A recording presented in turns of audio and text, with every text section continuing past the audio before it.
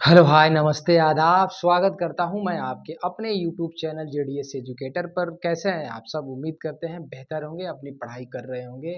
पिछली क्लास में हमने मौलिक अधिकार के बारे में पढ़ा, उसमें कुछ छूट गए थे। तो आज हम बात करेंगे सांस्कृतिक एवं शैक्षणिक अधिकार के बारे में। ठीक है, हमने बात किया था फंडामेंटल राइट्स के बारे में हमने बात किया था। तो मूल अधिकारों की संख्या कितनी होती है? 6 होती है।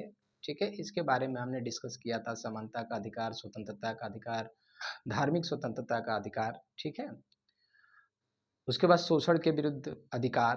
तो अब हम बात करेंगे सांस्कृतिक शैक्षणिक अधिकार पर बात करेंगे। अगर इसके आर्टिकल की बात करें तो ये आर्टिकल क्या होता है? इसका आर्टिकल जो है आर्टिकल 29 से 30। ठीक, यानी कि कल्चरल एंड एजुकेशनल राइट। इसे अल्पसंख्यकों का अधिकार भी कहा जाता है। इसे इसलिए अल्पसंख्यकों का अधिकार कहा जाता है क्योंकि ये सिर्फ किसको प्राप्त है?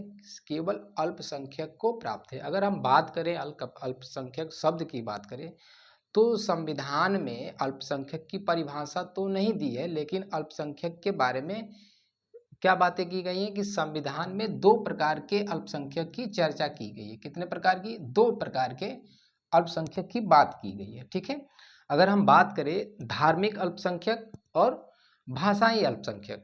ठीक है, इसका मतलब क्या होगा? धार्मिक अल्पसंख्यक का मतलब होता है कि जो धर्म के आधार पर जिनकी संख्या कम हो उसे हम धार्मिक अल्पसंख्यक कहते हैं। और भाषाई अल्पसंख्यक का मतलब ये होता है कि जो भाषा के आधार पर जिनकी जनसंख्या क्या हो? कम हो, उसे हम भाषाई अल्पसंख्यक कहते हैं। ठीक है, और वहीं क्या दिया है कि धार्मिक और भाषाई अल्पसंख्यकों को अपनी संस्कृति की रक्षा और विकास के लिए शैक्षणिक संस्थान खोलने का अधिकार है। यानी शैक्षणिक और सांस्कृतिक और शैक्षणिक अधिकार में हम क्या कर सकते हैं? हम अपने धार्मिक और भाषाई रक्षा के और विकास के लिए क्या कर सकते हैं? शैक्षणिक संस्थान खोलने का भी अधिकार रखते हैं। ठीक है, अब हम बात करेंगे संवैधानिक उपचारों का अधिकार। ये मौलिक अधिकार यानी कि लास्ट है। जो 6 नंबर का मौलिक अधिकार है वो क्या है? संवैधानिक उपचारों का अधिकार, यानी राइट टू कॉन्स्टिट्यूशनल रेमेडीज। इसके आर्टिकल की बात करें तो ये आर्टिकल क्या है? 32 है। ठीक है, आर्टिकल क्या है? 32 है। आर्टिकल 32 क्या कहता है कि यदि आपके मौलिक अधिकारों का उल्लंघन हो रहा है तो आप उसके क्रियान्वयन के लिए सुप्रीम कोर्ट जा सकते हैं। ठीक है, ये बात कौन कहता है? आर्टिकल 32 कहता है। मगर मैं आपसे एक प्रश्न पूछूं कि अगर देश में क्या हो जाए, राष्ट्रीय आपातकाल लागू हो जाए, तब तो आपके जो अधिकार है, ये फंडामेंटल राइट्स है, वो क्या कर दिए जाएंगे? निलंबित कर दिए जाएंगे। क्योंकि मैंने आपको स्टार्टिंग में बताया था कि मौलिक अधिकार को सस्पेंड किया जा सकता है। सिचुएशन क्या है कि जब देश में इमरजेंसी लग जाए, वो आंतरिक इमरजेंसी हो या बाहरी इमरजेंसी हो, ठीक है, या बाह्य आपातकाल हो, तो उस सिचुएशंस में क्या होता है? आपके जो मौलिक अधिकार होते हैं वो क्या होते हैं? 2 को छोड़कर, यानी आर्टिकल, अगर हम बात करें आर्टिकल अनुच्छेद 20 और 21 को छोड़कर बाकी जो आपके अधिकार होते हैं वो क्या होते हैं? निलंबित हो जाते हैं। 20 क्या है? 20 का मतलब ये है कि जब तक आप कानून नहीं तोड़ोगे तब तक आपको गिरफ्तार नहीं किया जाएगा। और 21 क्या है? प्राण एवं दैहिक स्वतंत्रता, यानी जीवन का अधिकार। तो ये आपका कभी निलंबित नहीं होता। ठीक है, अब बात करें आगे।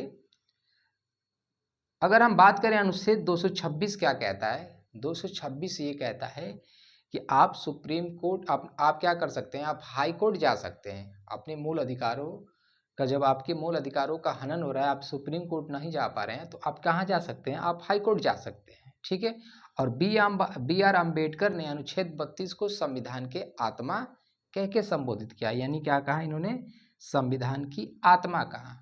आत्मा कहने का मतलब ये है कि मूल अधिकार, ये तो एक मूल अधिकारी है ही। उसके बाद ये क्या है कि आपके कोई भी मूल अधिकार का अगर हनन होता है तो आप सीधे सुप्रीम कोर्ट जाते हैं। ये आपको अधिकार कौन देता है? अनुच्छेद 32 देता है। इसीलिए इसको क्या कहा गया है? संविधान की आत्मा कहा गया है।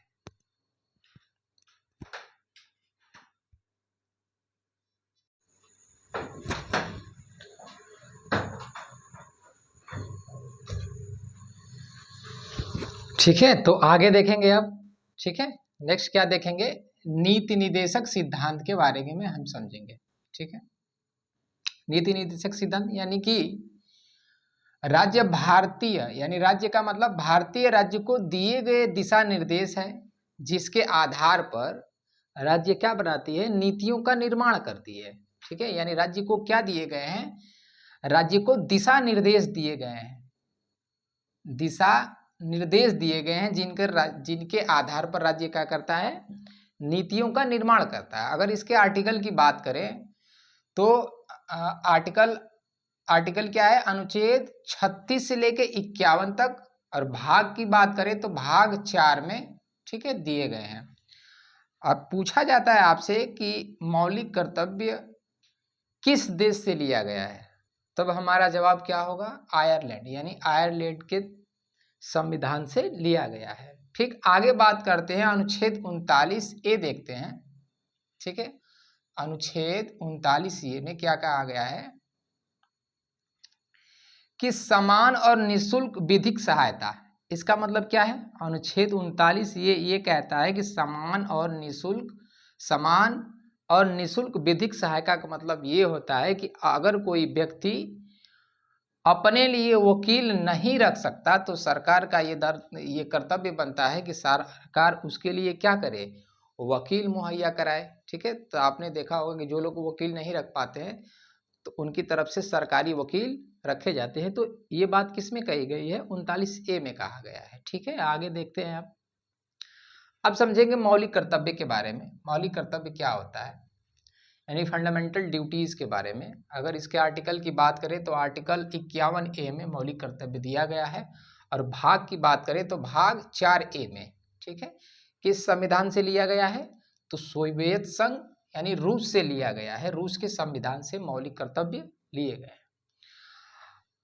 आगे देखते हैं, यह मूल संविधान में नहीं था, इसे सरदार स्वर्ण सिंह समिति की अनुशंसा पर 42वां संविधान संशोधन 1976 में जोड़ा गया। अगर मूल कर्तव्य की बात करें तो जो मूल संविधान है, ठीक है, उस समय मौलिक कर्तव्य नहीं थे।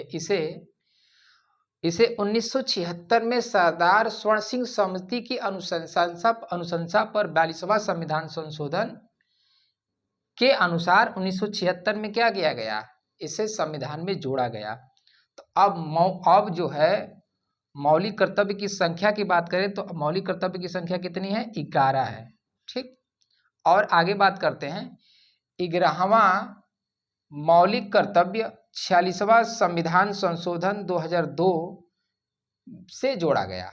अगर 11वें मौलिक कर्तव्य की बात करें तो 11वां मौलिक कर्तव्य 86वां संविधान संशोधन 2002 से जोड़ा गया, यानी 2002 में जोड़ा गया, जिसमें प्रत्येक माता पिता का ये कर्तव्य है कि अपने बच्चे को, यानी 6 से 14 साल के बच्चे को निःशुल्क एवं अनिवार्य शिक्षा प्रदान कराना। तो माता पिता का ये कर्तव्य है कि क्या कराए, उसे निःशुल्क शिक्षा, अनिवार्य शिक्षा क्या कराए, उपलब्ध कराए। ठीक है, सरकार क्या कराती है, 6 से 14 वर्ष के जो बच्चे होते हैं उनके लिए शिक्षा उपलब्ध कराती है। ठीक है, तो माता पिता का कर्तव्य क्या है कि 6 से 14 वर्ष के जो बच्चे हैं उनको क्या करें, स्कूल भेजें। ठीक है, क्योंकि उनके लिए भी क्या है, शिक्षा का अधिकार है। अगर इसके आर्टिकल की बात करें तो आर्टिकल 21A में ये बात कही गई है कि क्या है, उसे शिक्षा का, यानी जीवन के अधिकार के अंतर्गत क्या आता है, शिक्षा का अधिकार आता है। ठीक है, तो ये बात हमने आज समझा, फिर अगली क्लास में हम लोग बात करेंगे। ठीक है, आज के लिए इतना ही, नमस्कार।